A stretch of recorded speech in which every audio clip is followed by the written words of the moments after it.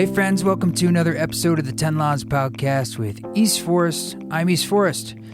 Today I have an episode with Whitney Mestelle. She is the executive director and co-founder of Inclusive Idaho. Inclusive Idaho is a new nonprofit here located in Boise, Idaho that I did that track in partnership with the Vigil for Black Lives Lost that is on streaming platforms on my website. And I went to the vigil that she and Jesse Levin organized here back on June 2nd, and it was a really powerful event, and they asked us to take action, and that was my course of action. And through that, I got to know Whitney, and she was kind enough to come by to the studio, and we donned some masks and sat like 15, 20 feet apart. And that's why it sounds a little muffled, is because we had masks on, which was awkward enough, but that's the COVIDian time that we're in. And we dive into a conversation about her organization, but about race and this idea of inclusivity, which is something that is important to her and it's important to me. And just sort of exploring the times that we're in and asking some tough questions.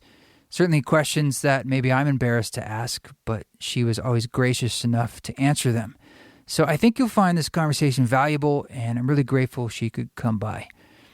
Before we dive into it, I just want to let you know quickly that I just released a new single, a collaborative track with an artist named Anna.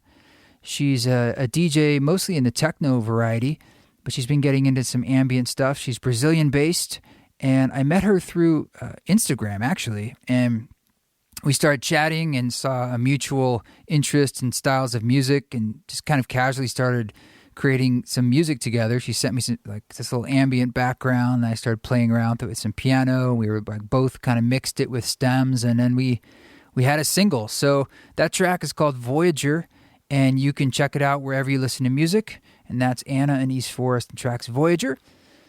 Also on last Sunday, the 16th, I did a live stream on Ram Dass's Instagram, where I did some performance and some other things, Q&A. So it should still be up on their Instagram, what's it called, IGTV.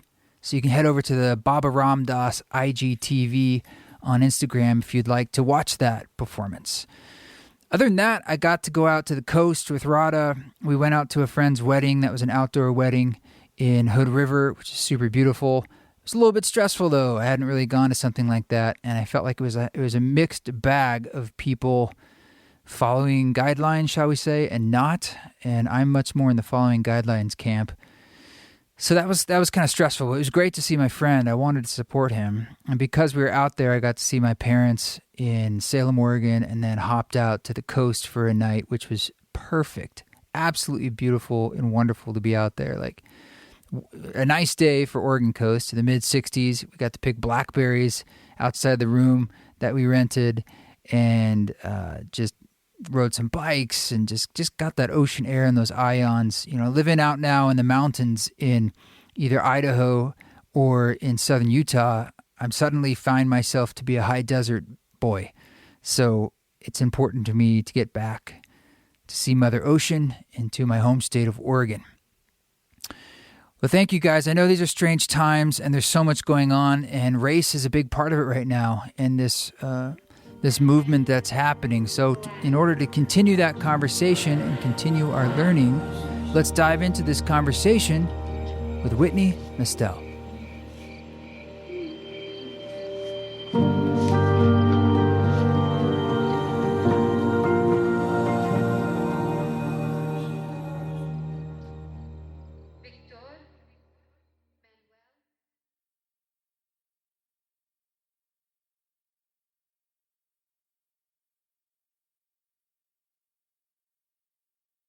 Yeah, I was, just before you got here, I was reading about the protests and the threat of federal troops. Oh, yeah. And depending on when if you could bring the mic closer to you, too. As close, if you can get as close as you can, you're comfortable with. Yeah, that's good. So I don't know when this podcast will come out. God knows what will have happened by then. But it's disturbing to think that there's this thought of like sending tens of thousands of federal troops. I don't even know if that's possible, but sort of the resistance that's happening. And in my own hometown of Portland, you know, what's going on there, not far from where I used to live, our house. How are the state of things for you right now as far as where the energy's at and the anger's at and some of the protests are at and the movement's at? I feel like, from my perspective, it still has a lot of legs as far as people sticking with it culturally. Yeah, I think the movement, and surprisingly, is still really has a lot of steam. There still seems to be a lot of folks, a lot of businesses, a lot of sectors of big and small communities committed to Black Lives Matter, the movement, the idea, the fact, right, and racial justice. And we're seeing other things in the news and the media and stuff, but I think that it is really continued in a way that is super hopeful, but also surprising. I think the state of things is really interesting because when you're in the work and when you're doing the work, you're just immersed in it. So every time there's a news or any story that's local or national, it's just constant. And so that really starts to bear down on you. And the troops that you're talking about, that's really disheartening, I think, for anyone in this work, for anyone in the racial justice work at any level.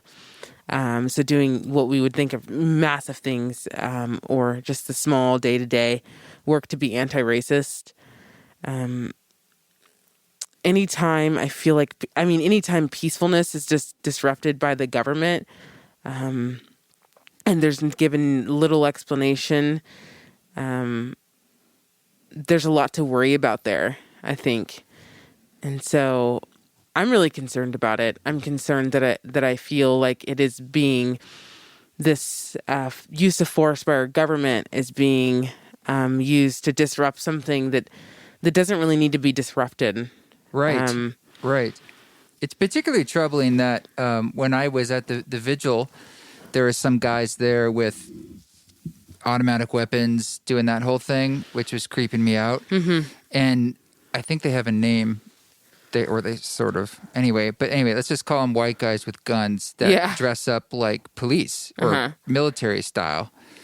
And then you've got people who are not wearing, see, I don't understand that part, why they're not saying, I'm from DHS, I'm a federal agent, and they throw you in an unmarked car. It's like, if it was me, I'd be like, how do you could just be some crazy guy from out of town who just sort of lost his stuff. And so it's troubling, but anyway, I don't want to get too lost in potential violence. I'm really just more interested in like this nuanced conversation about what's happening and how we can all help and what isn't helping. And so now that we're into this for a few weeks, what are you finding when people say they want to help and they want to be an ally and they want to be anti-racist, and maybe they're coming from a place like myself? I'm in Boise, Idaho.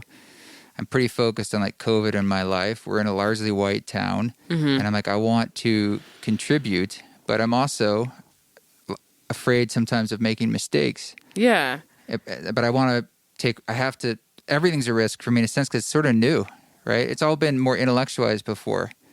Kind of this liberal mindset of, well, of course I'm anti-racist, right? But now it's like, oh, action. Yeah. Words. What does that look like? I think one of the things that I've seen a lot lately is, actually, let me go back for a second. So it's really interesting as a Black person, a Black woman myself, to be existing in this time where the world is suddenly awakened to racism and discrimination on the level that it is. And so many people are like, oh my gosh, I never realized that things are this bad, or this is how all of our systems work, or whatever it is. And so to be experiencing the awakening of all these people around you is super interesting as a Black person, and trying to navigate that in a way that's like not like yeah, we've been saying this forever, right? Right. But I think one of the things that's also happening a lot is because there's been this like quick flip switch, a lot of people want to like just hit the ground running and they want to do something. And so, and they don't know what it is and they don't know how to do it. And sometimes that can cause you to do the wrong thing. And that's why so many leaders have said, like, educate and learn first and then do. And so, and I like to call it modern anti-racist education, modern racial justice education. So not the stuff that's in your 5th grade history, school book, but books like Dr. Ibn Kendi's How to Be Anti-Racist. And I try to center Black authors in this work, but I would recommend White Fragility even for a lot of white people, because there's such a lack of understanding of how racism has affected and continues to affect almost every single system.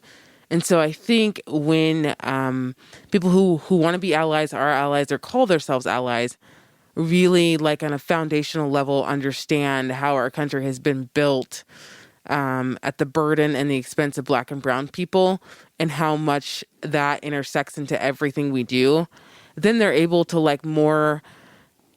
help in a better way, in the way that they can.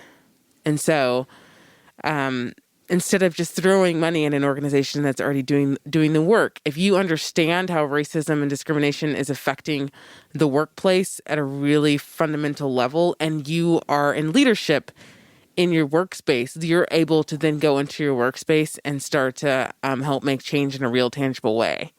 Right. Because I think that's what I would rather see. Or both, even. I think a lot of times people want to give money to organizations that are doing the work, and that's really good. But we need to all be doing it. We need to all be learning, and we need to all be focused on enacting the small things, the big things in our spaces. And you can't do that well if you don't understand it. But within that too, there seems to be disagreement about what needs to be done, right? Like we talked about this before. Your organization, Inclusive Idaho, has the name inclusive in it. Right. Which to me seems it's just more like, okay, that seems logical, because wouldn't the goal be sort of coming together in the end? It's about equity, but there's some pushback on, because there's different perspectives within the movement itself. Yeah. A whole range of people. But I find that on the far left of even in woke politics, the attitude from that space is, well, no, our way is the way. Right. That's why I need to cancel you, because in a sense, there's no forgiveness. There's also no room. It's like this, well, but this is the way. And so I'm trying to figure out how we bring in the room for people who are like trying to get there, or trying to understand, or trying to learn, or maybe they have a different approach that's on a spectrum, I guess. Yeah. What comes up when I say that? Yeah. So I think so. Inclusive Idaho, you're right. We've received some varying responses about what it is that we're doing, and even why we aren't just BLM, right, or Black Lives Matter, or why isn't our whole focus on this particular movement that's happening right now. And I think it almost goes without saying that as a team of 4 Black individuals, we vehemently believe that Black Lives Matter, and want to do the work to help people understand that and be a part of the movement. For me, Inclusive Idaho is also about the big picture. And I want to make sure that this movement that's happening now for Black lives continues to happen for every marginalized group. And so in creating Inclusive Idaho, it was really important to think about, okay, Black Lives Matter, but what else is happening in our world, and what other groups of people are experiencing some of the same things that Black people are. Right. And like I was having conversation the other day, and we think of a great example is like we think of white women as being very privileged, right? But if you look at the the payment scales in our country, there's still a huge disparity between white males and white women. And because people have asked, why are women included in your mission? And it's like, we still have so much more work to, to do for women, for every single minority group in our country, for the LGBTQ plus community, and for disabled individuals and refugees. And so when we were sitting down and thinking, like, who are the people that continue to face barriers in life, in work, in existence? Like, these are the groups. I mean, I think as a Black person, as a Black woman, two of my identities are in marginalized groups. I think I am able to have a better understanding of the difficulties that these other groups face. And I think for us as a team, it's easier for us to then say, like, no, let's not just do this work for us, but let's do it for everyone. Is the pushback coming from the Black Lives Matter movement, at least here, saying, like, look, the time for Black Lives Matter is now. We need to get all hands on deck. Is it kind of like, let's take the momentum, or is it like, where would the pushback be for we can't fight all these fights at once, in a sense, like equality overall, which was more of a meme before, right? There are many people who are sort of saying, like, it was okay to say all lives matter, in a sense, or like you'd see the stickers on the cars. Mm-hmm. That's not okay now, even though I'm sure we could all agree that's true, but it seems like it's taking away energy from a movement. Where do you think the animus is there, or the anger, or is it more does it feel like you're not acknowledging what's happening? No, and I don't even think that's not what's being said. I think it's more that Black Idahoans want to know that our work is for them, and our work currently is focused on that for the most part. And so as the team that we are, we're all Black. Everything we do, there will always be, and even leaning towards the Black community, because that's who we are. And so in thinking of how to be inclusive in work and education and the outdoors, all of it, and mental health, like, as Black individuals, our experiences are at the forefront of how we are structuring and developing programming. But yeah, I even have some hesitancy in moving towards, in this movement, into building some of the things that we're trying to build out right now, because I do want what we're doing to be a help as much as possible to the Black Lives Matter movement.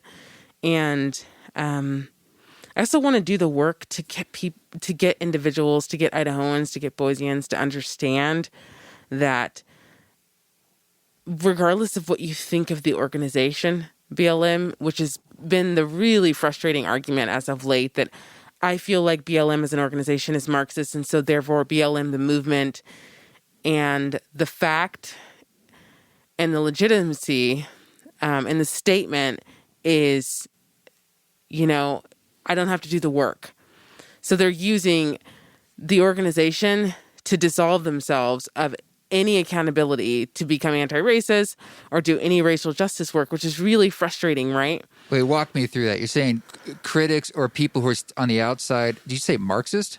Right. So many people are saying, I think BLM is Marxist, and so I don't agree with that, and therefore... Oh, they can throw it out in a sense. Right. So they're like, no, BLM is bad, and so the organization is bad, and so then it's all bad. Right, and right. What that really does is allow them to say, like, oh, I think this thing is really bad, and so I'm not going to do the work. Right. And that's been really frustrating, because it's a movement more than anything, right? I mean... there's not even that many official BLM chapters if you go on the website. Mm-hmm. But it's BLM movement, Black Lives Matter movement, is happening in almost every city and town in the country. And so the idea that we would step away from this, like, really important moment of racial justice and unity and change in our country because you disagree with something about the organization is really difficult. And just feels like the easy way out, and the way to absolve yourself, especially as a white person, of any accountability to become anti-racist. I like, there is a difference between saying BLM as a movement versus an organization? Because in some ways, it kind of isn't an organization, right? It's like Right. no one's officially in charge that I know of, and anyone can identify with it. And the protests going on in Portland, I think, have largely to do with defunding the police, which is a very specific issue. Right. And, and that's not the only issue of BLM. And it's so they intersect so much because defunding the police would directly impact Black and brown lives, because Black and brown people are disproportionately arrested and jailed and killed by police officers in comparison to population numbers. And so, and that's why there's a constant pushback. That's why anytime BLM has a rally in Boise, the Thin Blue Line group show up or whatever it is, but the understanding for so many people, and that's why in the beginning I say education. So working to understand first, why are Black people so frustrated with policing? So look at the numbers, look at the statistics, look at the stories, not even ask your friends, but do the work on your own. And then come back to the table and say, okay, I see there's some disparities here, and now I get why defunding the police is so important to this specific group of people. And so when I say education, that's why it's so important, because so many people have this really high ideal held about law enforcement in this country. And so anytime it's attacked, they're immediately, or questioned, I wouldn't even say attacked or questioned, they're immediately defensive without looking to the heart of the issue. And I think, again, education, understanding the point of view, placing yourself in someone else's shoes, which seems to be a very difficult space for Americans right now, because we're so polarized, and everything has become a political issue versus a human issue.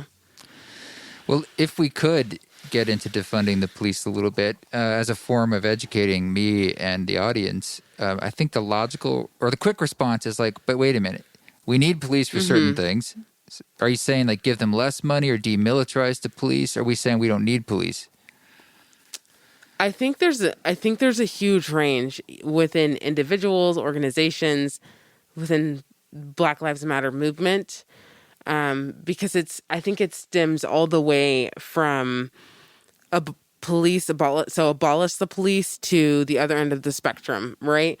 And so, but for me personally, defund the police means taking money, taking budget increases, and providing that money to the spaces that need the most education and mental health care, especially in spaces where the police are involved and other people are better equipped.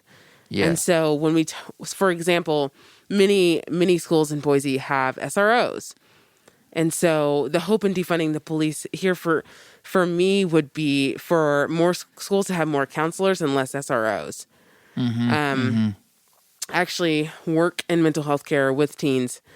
And I know that the effect that counselors have in their lives can be much, much greater than a police officer.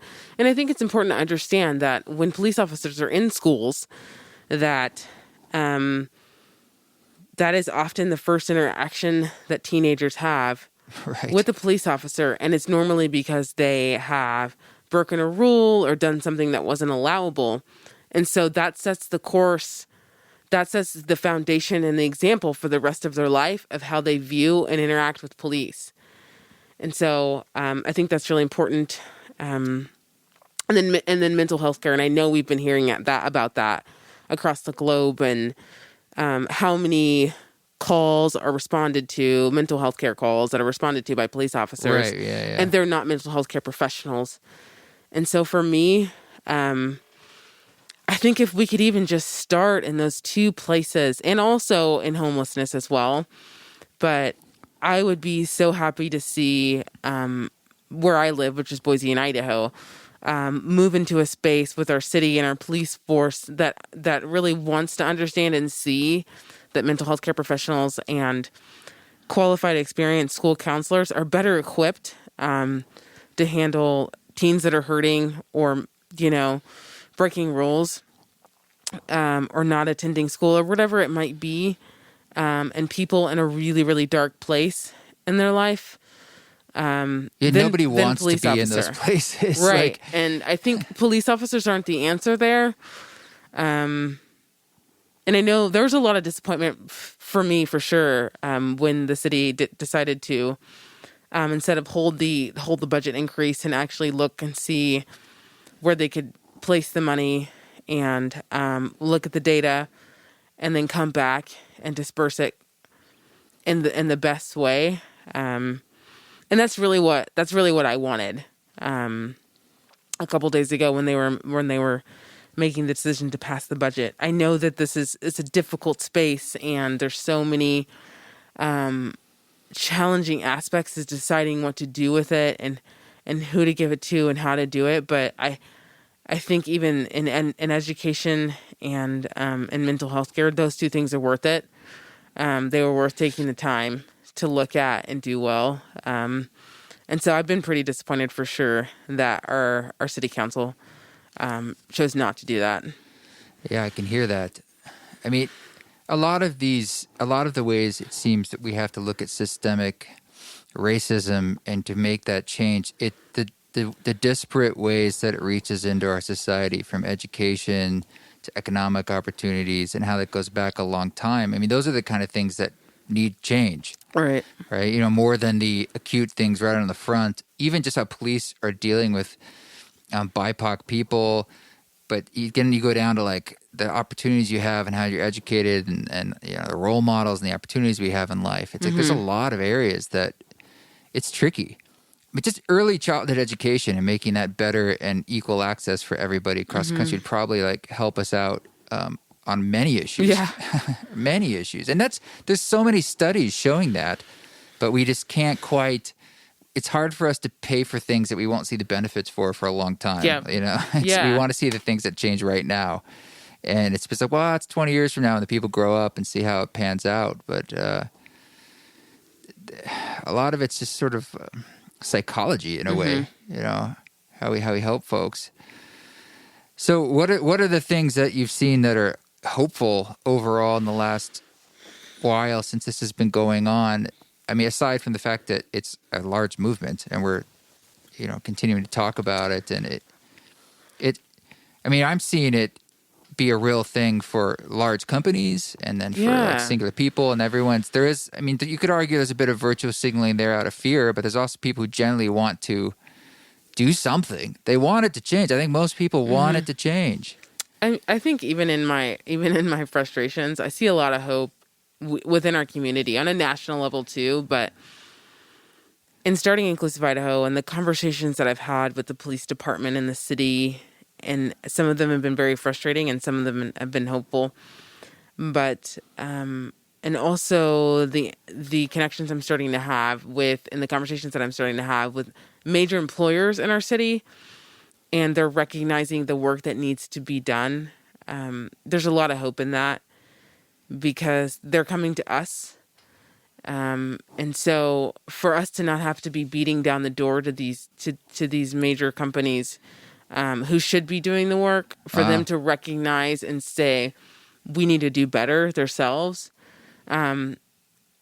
Because that means more to me as a Black woman in a city that's between 88 and 91% white, than a company putting Black Lives Matter banner on their website and doing nothing.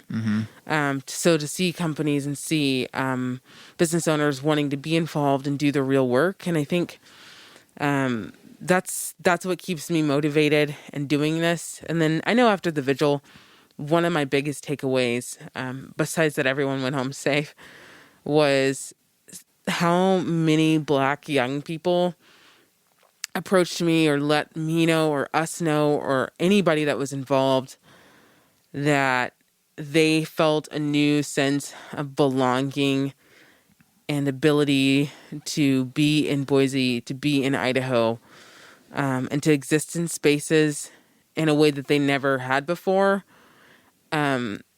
And I think if you're a Black kid who's grown up in Boise and you live in this community, and the state of the world at the time, right, was that was like it was really amping up the Black Lives Matter movement, and to, in the middle of a pandemic, to stand in a crowd with 5,000 to 8,000 people, and most of them are white. It's powerful. And they come out at, 9:00 at night and do this thing and like stand in solidarity and acknowledge that things need to be changed, and come to mourn with you and also seek change with you. Just to hear them say that, like, I want to be here now. Like I walk around feeling that there are white people who really care that I am included, about my life and my education and my advancement. And that's been really huge. That's been such a huge thing for me and motivating, because I do think that it ultimately will be, the high schoolers and young adults, who end up making the biggest difference in this movement. And I always say that Gen Z is, they're a little crazy, but they get stuff done, and they're so passionate in a way that I don't know that we've seen before. And they're so willing to like just be all in for justice. So it's really, really cool to, be a part of something that allowed young Black people to feel a sense of belonging in their community. Well, we're gonna need that kind of chutzpah to thread the needle through this time period we're going through, beyond just the social justice movements with this COVID and the economic situation. I feel like we're about to. It's going to get even tougher. Yeah. I feel most likely, and it seems that Black Lives Matter. Part of the energy is connected to the pressures we're feeling on all areas of our lives, and it's sort of exposing the holes and the weaknesses in our society. Oh, for sure. And it's a motivation in a way. And people also a lot of people have the time to come out because they're not working, or and it's kind of a perfect storm for change, I hope. Yeah. But it's also, we have to be doing so many things at once moving forward. We have no choice. Like, we're going to have to, we're struggling with parenting and schooling and this. And a lot of people are feeling that intense pressure and anxiety of like, man, this is so much at once. Like, I want all these things, but I'm also burnt out of, and there's no out. Like, it's just happening. Like, the waterfall is going. I'm sure you guys are thinking about the long term and like, how do we make this movement something that translates essentially initially from anger, from a killing, George Floyd, into I suppose legislative changes on a personal level of just awareness and learning, and of the unconscious things going on. What do you think? I think that the racial justice movement, civil rights movement, whatever title we want to put on what's happening right now and what's been happening for decades, is always been mostly peaceful, mostly a lot of Black people in the trenches doing the work with these flares, these moments where it's in the news all the time and all of this violence and action is happening, and face-to-face interaction, and the stuff that makes people tune in. But I do think it's different this time. I almost hesitate to say that because I think there's so much hope for me, and when I speak to my friends who are Black and those who I work with in the Inclusive Idaho team, we almost don't want to say it out loud. Sure. Because that's like saying Trump will lose. You're like, I don't know. I don't want to say it. And so the idea that it's not different this time is so devastating, that it does also help you say it. But I do believe that it's different this time, that we will see change and movement in politics and policy and laws. And we will see inclusion for Black people and other marginalized groups in ways we've never seen it. But I think it's a lot of hard work. And we've seen some cities really just dive in and say, we're doing it. Like, We don't necessarily know every single piece right now, but we're defunding the police, or we're doing this, or we're arresting these officers, or we're doing that. And it seems, I think on the surface level, it can seem rash and like they're just trying to like appeal to the movement, appeal to the moment. But I think people also have to understand that this isn't new. It feels really new and different, but it's so many decades, it's so many activists, it's so many people, it's so many leaders and congressmen and women who have spent their lives fighting to see and working to see what's happening right now. And John Lewis is a great example. He just passed away and he spent his life in this work. And I was telling someone the other day that I was so heartbroken, but also so hopeful, because I wish so badly that he would have died seeing it fully fulfilled, right? Seeing and understanding and living in an America where Black lives truly matter. But also he passed away in a time where he got to hear all the time, where he saw a new wave, like this energy like nothing we've ever seen, saying that Black lives matter. And even weeks before he died, he left his home to look at the Black Lives Matter painted in DC. And I think that's just such a testament to how important the work is that we're doing. In stage 4 cancer, essentially on his deathbed, he made an effort to still get out of his house and say, like, I see you and I hear you and I'm still with you. And a man like that doesn't spend his life on a work that doesn't matter. But I think it's going to be a really long road. But I think we're on something that's going to be really impactful, and it's going to be different, and we will see real change from it, and we already have, to be frank. And I was reading an article yesterday about the Boise Police Department banning the thin blue line flag, and it's so interesting because I think a lot of people know that the American flag has become there's a lot of mixed feelings about it because it's been used in the last 4 or 5 years in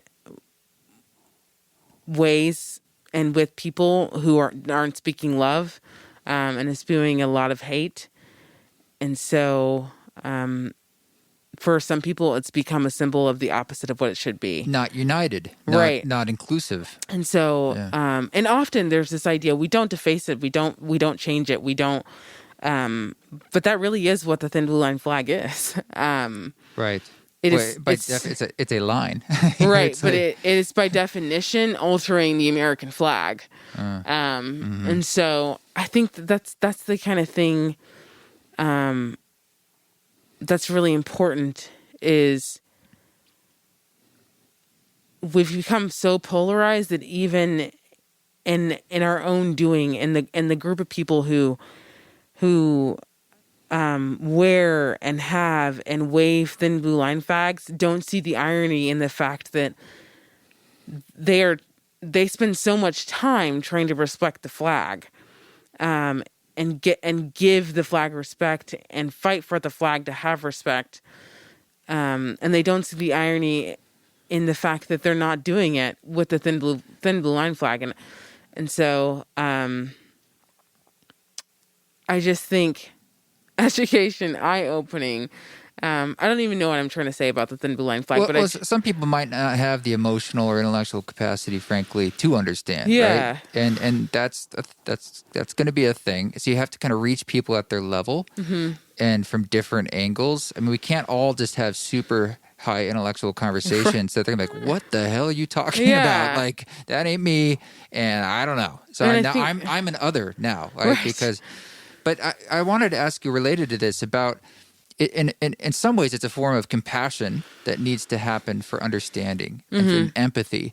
And in the wellness movement, these are the things that's what it's all centered about, right? Yeah. The big picture meta stuff: compassion, empathy, love, bodhisattva, et cetera, et cetera. Yet at the same time, that can be seen as a form of spiritual bypass by the movement, a way of saying you're not getting maybe your hands dirty, you're not taking action. And this is something that's been an ongoing discussion in the spiritual community about action versus just sort of words. That's a great question. I'm really glad you asked that, actually, just because that's been something that we have been navigating as an organization, and myself, and then also I know other community leaders in this work. And I'm always of the mind that being in the streets and protesting and those public displays are so important, and they're such a big part of the movement. But the other stuff is really important too. It's just not the stuff that gets the media attention. Like self work. Like if Right. you're a wounded healer. I mean, look, I think from a psychological standpoint, it's kind of obvious in a sense that if you've got some stuff inside, you could be projecting that indirectly, and it's just maybe it's all anger. And it's like, well, again, the inclusiveness. Right. It's inclusiveness of yourself too.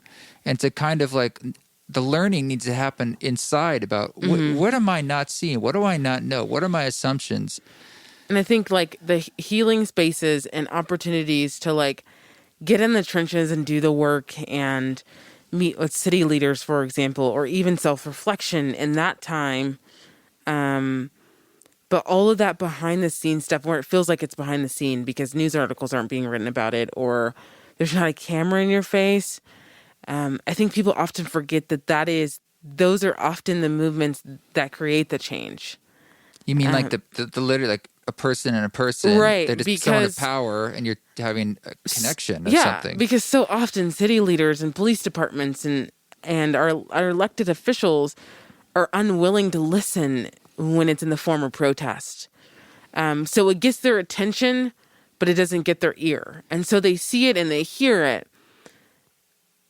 But often they're more fearful of it and they're less likely to move because of it than they are if I or someone else sit down and say, like, this is why those people that you hear outside, this is why, or if other Black community leaders gather people in a way that says, like, this is what we need and we need your help with it. And also this is what you can do. And Nisha Newton just organized an event that was like that on Tuesday. It was really focused on a healing space, but also like tangible action, right? And so there's this large circle and just this really great time of conversation and an understanding and an opportunity for white people to hear and learn and interact with in a healthy way with Black Idahoans, but also an opportunity for everyone that was there to like approach city council and write letters and do all of these actual tangible things. But we weren't marching and we weren't yelling and we weren't, standing in the streets and waving whatever flag of our choice. And I think those things don't get as much attention, like I said, but they have such a large impact. And I think it's really important to remember that. Yeah. It's a kind of invitation versus a scolding. It's a pull versus a push. I felt that initially, and still what's reverberating is a kind of anger, which I understand. And I'm not saying, we need to stop that. If anything, when there's it's justified. So it's like we need space for that. Mm-hmm. And at the same time, and eventually as we move forward in time, we're going to need that inclusiveness. We're going to need that invitation. We're going to need a form of listening on all sides so that we can have that compassion. I think about in South Africa, I think it's the Truth and Reconciliation Commissions or whatever they called it. I'm sure you're familiar with that. That seemed so forward-thinking and progressive to me, as opposed to just hanging someone and thinking that's going to heal wounds. It heals a kind of wound, but if you really want to get into trauma, which is this larger trauma that we're Right. going, all these nuanced, infinite web of traumas that we've had for hundreds of years. Generational. Right. Now, what do we do with it? Right. It's not as simple. Yeah, right now we're sort of like showing it and exposing it and talking about, now let's fix it. But it's like, to really go deeper, it's like, as everyone knows, trauma is tough. Right. And it takes time. And you have to get into finding the sources. And it does take a kind of love to hold it, to heal it. And I can see why that's triggering to bring some of those things up now. But I think we all know that at the end of the day, like you're saying, when you're in the room with the city councilor or the mayor, it's two humans. You're trying to get something done. There's a cajoling that needs to happen. And I mean, and that's why I'm just big picture by nature. Whatever, I don't know what my enneagrams are or whatever, but you know what I mean. That's me. But I think that's also what we're trying to say with Inclusive Idaho is that one, so many of these things intersect. So even though our name isn't Black Lives Matter, you have to understand that every group that we're trying to reach also, like, Black and brown people fit in there, and the intersection of their identities. And, you know, I'm a minority group and I'm a woman, and so many of our refugees are Black and brown, and many Black and brown people have intersecting identities of an LGBT group or being disabled or whatever it might be. And so trying to do the work of getting people to understand that, but big picture, because we don't want this to die down. And I understand that we live in a culture and a world where it won't always be the news scroll. Yeah. But the work is so important. And that's why I created Inclusive Idaho, because I want like an anchor, right? Of doing the work after it's not on the news every day, and after it's not on social media every day, and after the hashtags die down, to still have an anchor in this work, in the form of an organization. And I hope that we're able to keep doing it. I don't see why you wouldn't. Yeah, I mean, but there's always a risk in starting something new, but particularly here, though, I hope that you guys feel that.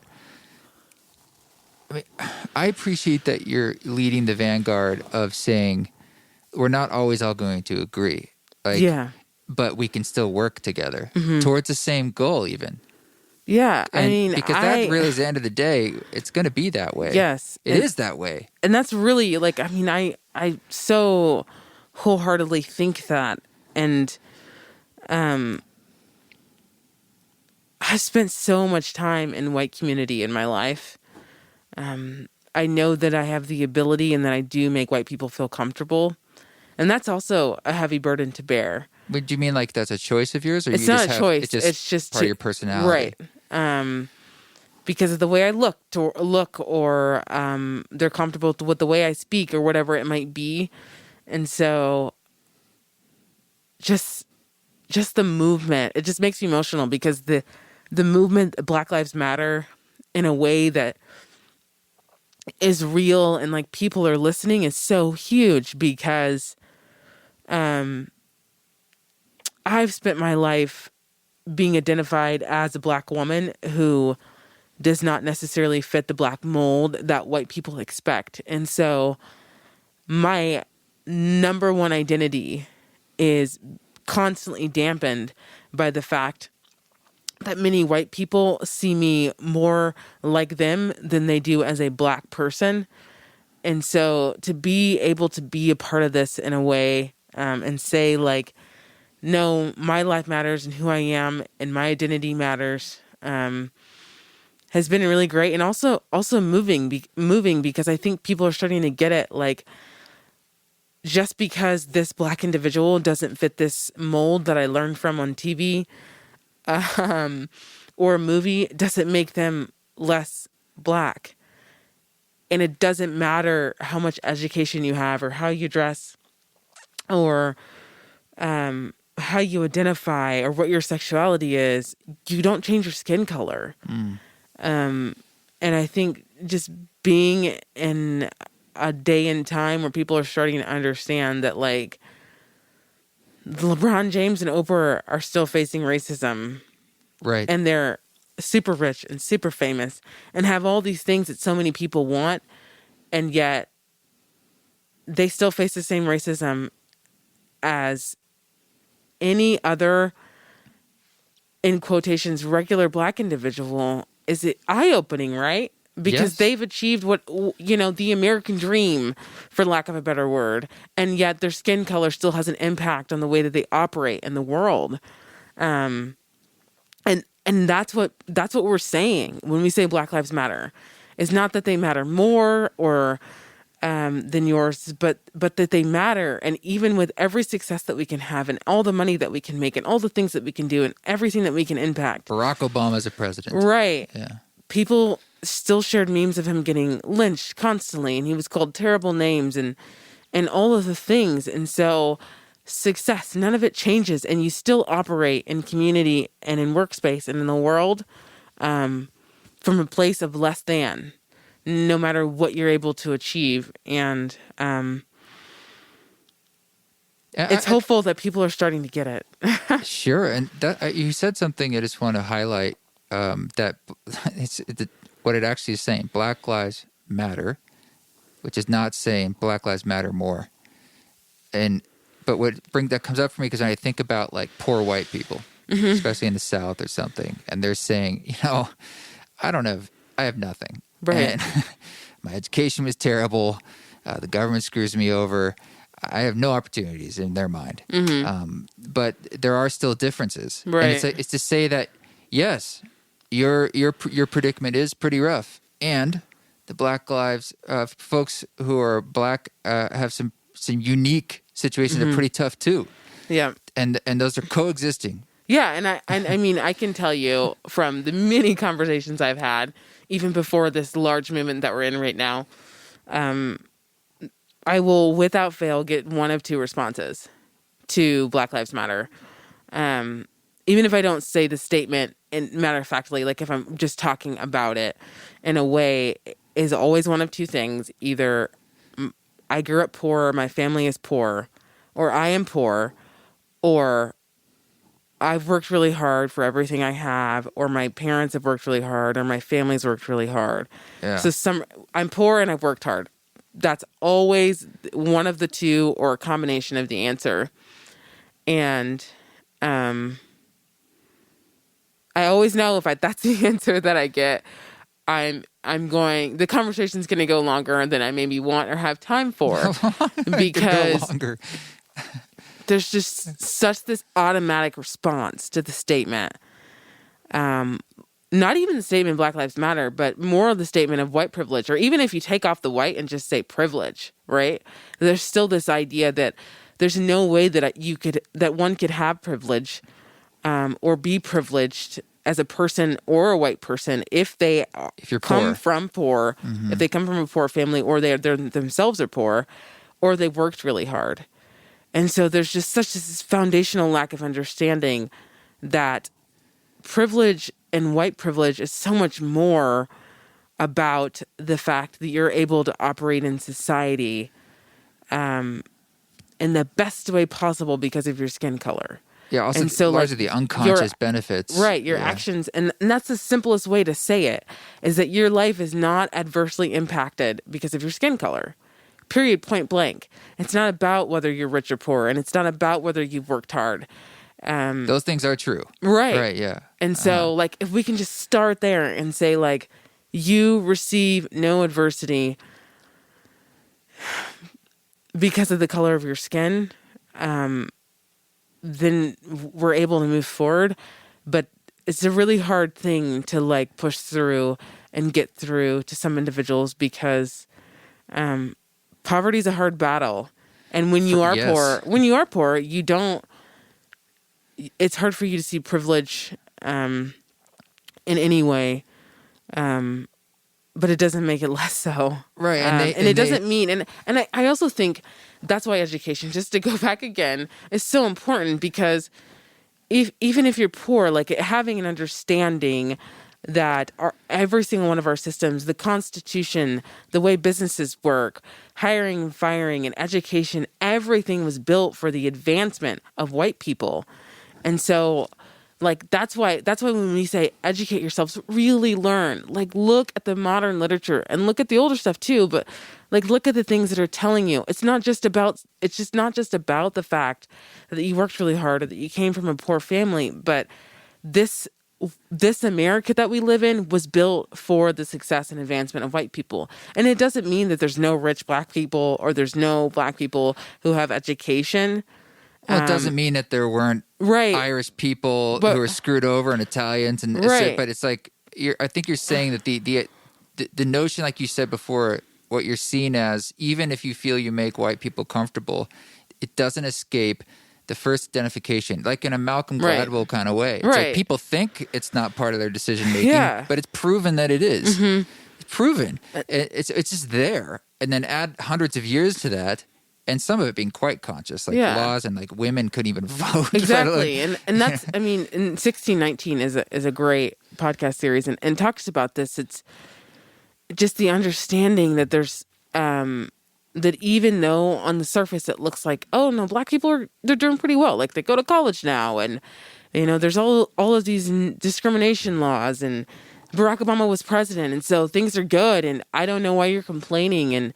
And, but really getting to the root and understanding the systems that we live in and operate in is so important. And one I use often now to get people to understand, or for a mortgage rates example, and they've done a ton of studies and a lot of testing in several areas, and they've seen that Black and Latinx or Hispanic home buyers were charged 5 to 10% more interest at the same income level and credit score in the same neighborhoods than their white counterparts.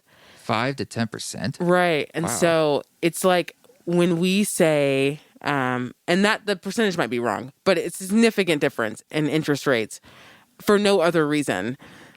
So matching incomes, matching credit scores, the things that they look at, right, when you're buying a home. And so often when we say, like, no, the system is built for white people, the system is built to burden black and brown people, that's what we mean.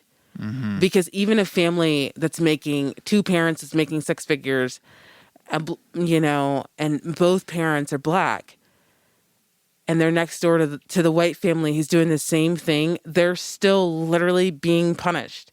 They're still literally being adversely affected for no reason other than their skin color. And does it mean that they're living in poverty? No. But that's what we're saying, is that, like, even when you have made it, you haven't made it. It's a harder struggle. Right. And that's, I mean, I think that, like, that's why the education is so important, is because when you start to understand those things and when you start to learn those things in a real way, it's a lot harder to just say all lives matter and write it off. Yeah. Look, on a most basic level, if there's brothers and sisters in your community, in your family, who are saying, hey, I'm not feeling comfortable. And it's one thing for me to be like, it doesn't make sense to say, like, well, I don't agree with that. Like, you should be comfortable, but I'm not. I'm feeling these things. You gotta be like, what are you feeling, and how can I help you feel better? Even if I think it shouldn't be that way, but there's something there. And I just keep coming to me because I'm in the wellness world, and I just keep thinking about sort of connecting those dots between the personal work, the internal work, and your choices in the real world and the actions in the real world, and honoring both, as we were saying, because there's no way not to connect the dots between the two, really, at the end of the day. No. But we are at a time period, particularly on social media, where it seems we have to be very conscious about language. Yes. And I personally have found that to be scary and challenging as a public figure or an artist, especially when I'm trying to say, like, I want to be on this team. But I hope we can bring that inclusiveness on all levels to say, like, hey, you can do better. Let me help you, or here's how you can, as opposed to me saying, I'm going to destroy you. I'm going to cancel you. I want it to be about the way I always think about helping people change, whether it's partners or even anyone. It's through usually positive reinforcement. What are you doing right? How can I help you? How can we? Children are that way. Yeah. And when you bring up a child through negativity, or God forbid you're beating them when it's just punishment, you start getting really bad negative effects down the road. Like, I want this to really stick, and I want people to really feel empowered. All this, but yes, we can do this. Yeah, me we too. can. I feel good, and I feel like we are the majority. And we can ask for things, and we can help each other get it done. And I think it is happening, but yeah, I do too. It's sort of like there's a wave that's now, like you said, the long term of it probably will be less one note. It'll be more nuanced. And I mean, that's it. That's right now. I have a full-time other job besides Inclusive Idaho, but I can tell you as of late, like, just the hours that I'm putting in, the hours that I know other people are putting in. There's so many other Black people in our community that are doing this work, and like, we're in it and we're doing it and we're losing sleep and, searching for those moments of self-care because it's so worth it, necessary. And it's necessary, and it's also our lives. Right. And so, it may sound a little dramatic to say that we're fighting for our lives, but we really are. And I think it's easy for people to think, well, you're alive. You're not actually fighting for your life. But you got to think about it in a way that, like, I want every person, especially Black people, to exist in Boise and Idaho in a way that feels like they can call this place home and that they're included. And that takes a lot of work. And when you enter any space and you don't identify in what the world has said is comfortable, and so if you're outside of the male or female gender, or you're non-white, or you have a disability, or you have a language barrier, or you come from a culture where you don't dress in a t-shirt and pants, to feel included, to feel belong, to advance, to be given opportunity, and to be treated the same is a constant barrier. And I mean, that's why I'm doing what I'm doing. Totally 100% is I want every person, especially the people on the fringes, to exist and be and thrive in Boise and Idaho.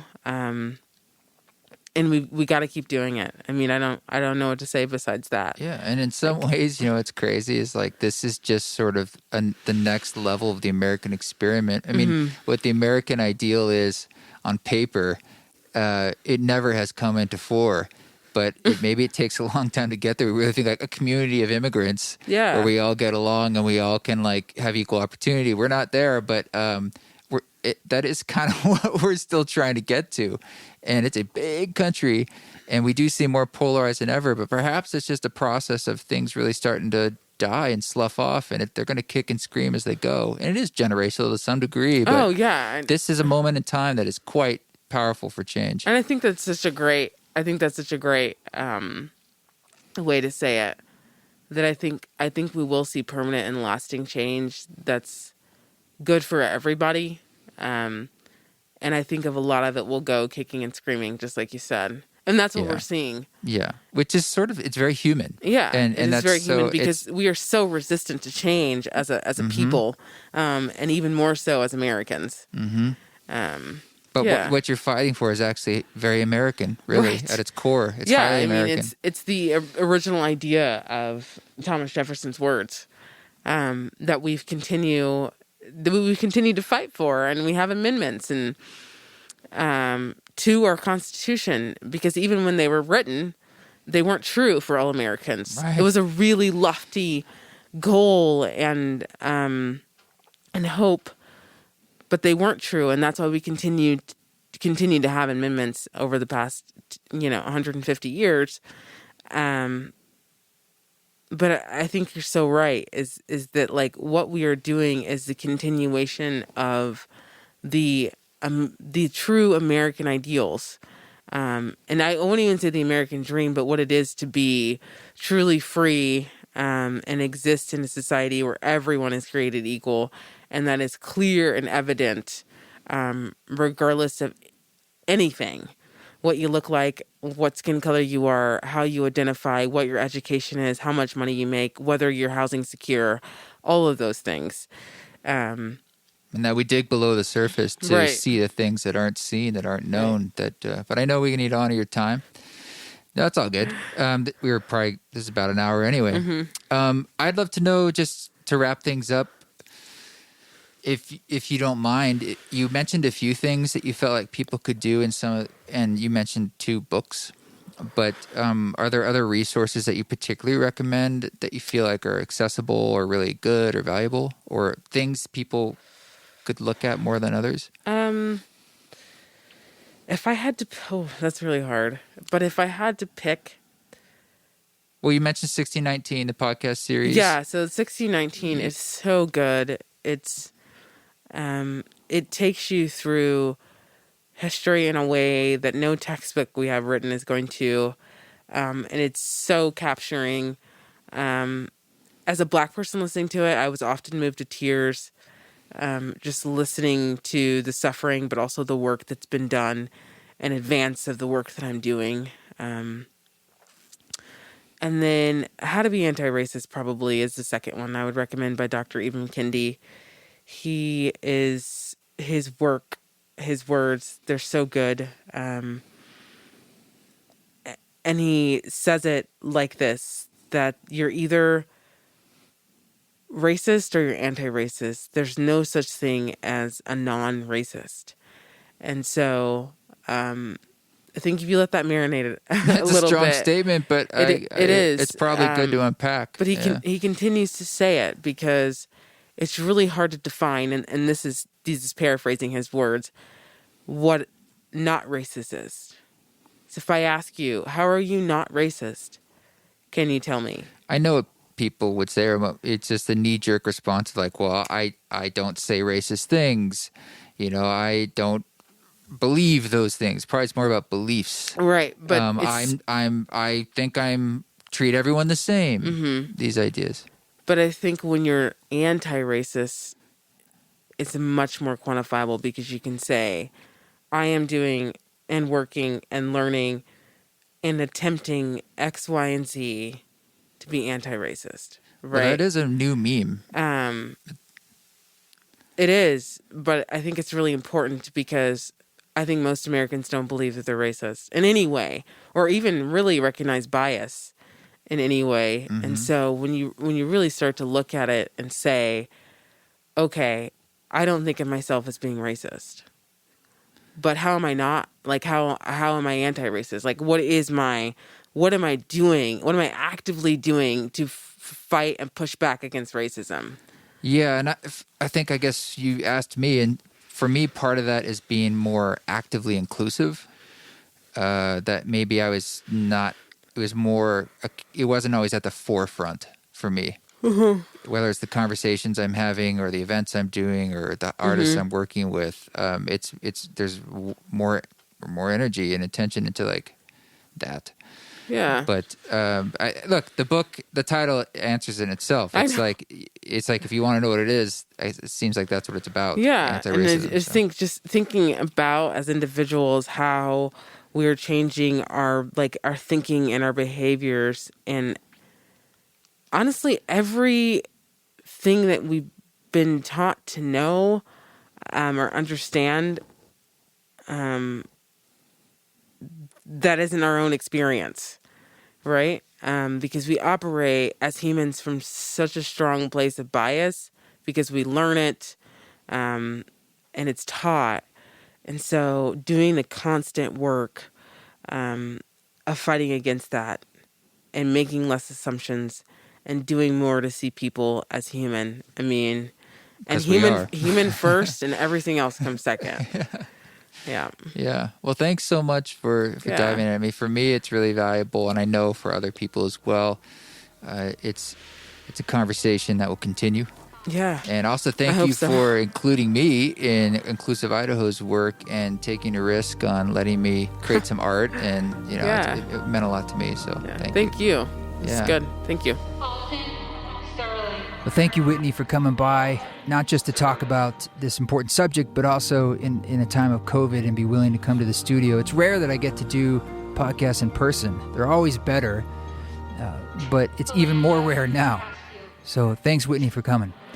This track that you're hearing in the background is the Vigil for Black Lives Lost, but this is just the latter part of the track. It's a 30-minute track that goes through a long list of names that was read in real time. So I didn't change the timing of the reading at that vigil that was held at the state capitol outside in Boise on June 2nd.